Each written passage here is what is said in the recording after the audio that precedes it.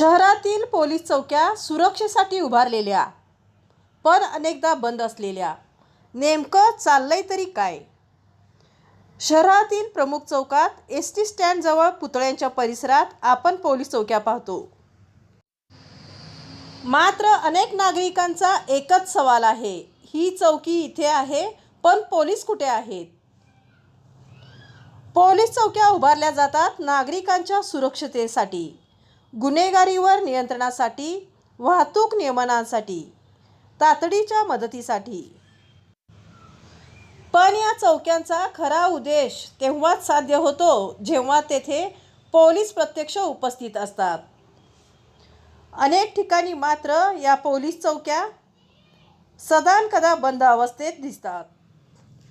खोका आहे, फलक आहे, पण आतमध्ये एकही पोलीस नाही.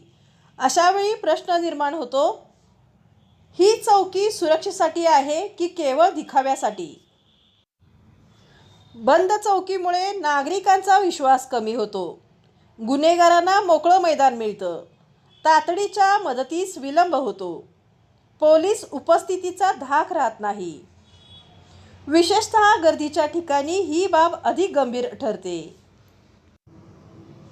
पोलीस प्रशासनाच्या मते कर्मचाऱ्यांची कमतरता, गस्त व्यवस्थापन आणि तात्पुरत्या गरजा यामुळे काही चौक्या सतत सुरू ठेवता येत नाहीत. पण नागरिक म्हणतात, सुरक्षा ही तात्पुरती नसते.